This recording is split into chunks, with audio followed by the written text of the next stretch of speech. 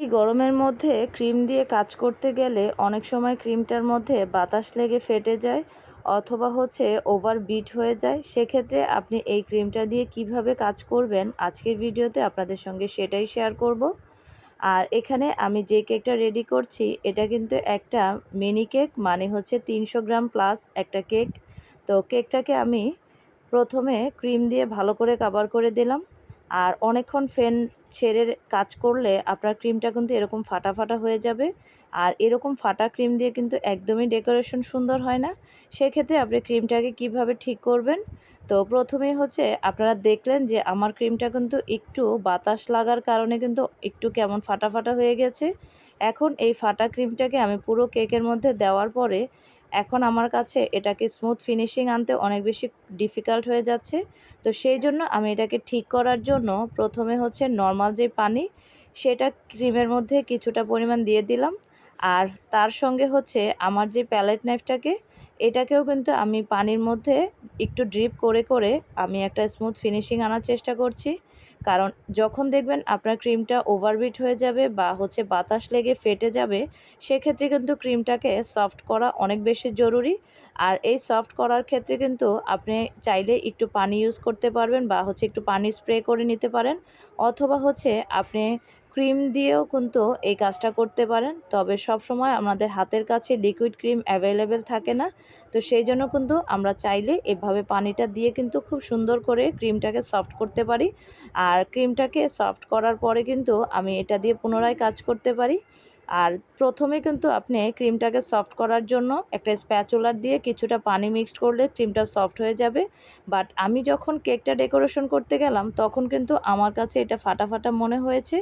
আর ওই অবস্থায় কিন্তু এই ক্রিমটা উঠানো কোনোভাবেই পসিবল না। তো সেই জন্য আমি এই কেকটার মধ্যেই সরাসরি কিছুটা পানি দিয়ে দেন প্যালেট নাইফটা দিয়ে এটাকে একদম সুন্দর করে ফেললাম। আর এরকম সুন্দর সুন্দর টিপস পেতে হলে কিন্তু আমাদের পেজের ভিডিওগুলোকে আপনার বেশি বেশি প্রোফাইলে শেয়ার করতে হবে। তাহলেই কিন্তু আপনারকে আমরা সবসময় চেষ্টা করব এরকম সুন্দর সুন্দর ভিডিও উপহার দেওয়ার জন্য। তো এখন আমি এটার সাইডে ফিনিশিং আনার জন্য একটা স্ক্র্যাপার ইউজ করছি। আর উপরে একটা জিগজ্যাগ ডিজাইন করার জন্য একটা প্যালেট নাইফ দিয়ে এই চমৎকার ডিজাইনটা করে দিলাম। আর কেকটা ছিল আমার এক রিপিট কাস্টমারের আপু, আমাদের কেক শপ থেকে সবসময় এরকম এই মিনি কেকগুলো নেয়। আর এই মিনি কেকগুলো কিন্তু আমাদের কেক শপের মধ্যে অ্যাভেলেবেল থাকে। তবে যেহেতু এখন আমাদের কেক শপের ফ্রিজটাতে একটু প্রবলেম, তো সেই জন্য আমরা শপের মধ্যে রেডি কেকগুলো দিচ্ছি না।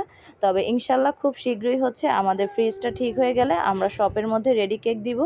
তবে আমাদের এই ক্লায়েন্ট আমাদেরকে অনলাইন পেজে ফোনের মাধ্যমে কল করে দেন কেকটা অর্ডার করেন।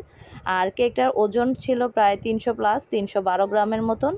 আর একদম সিম্পলের মধ্যে ডিজাইনটা ছিল। আপু চকলেট ফ্লেভারের মধ্যে কেকটা নিয়েছিল। তো ভিতরে চকলেটকে বেস দেন উপরে ক্রিম দিয়ে সুন্দর করে একটা ফিনিশিং এনে এখন কিছু লাভ যেই শেপের যে জিনিসগুলো এগুলোকে আমি ক্রিম দিয়ে মেক করে দিচ্ছি। বাট এই ক্ষেত্রে কিন্তু আপনারা এই লাভগুলো চাইলে ফন্ডেন্ট দিয়েও করতে পারবেন। তবে ফন্ডেন্টের কেকের প্রাইস যেহেতু বেশি, তো সেই জন্য আপু বাজেটের মধ্যে এটা ক্রিম দিয়ে অ্যাড করে নিয়েছে। আপনারা কিন্তু আপনাদের পছন্দ মতন যে কোনো কেক আমাদের কাছ থেকে কাস্টমাইজ করে নিতে পারেন।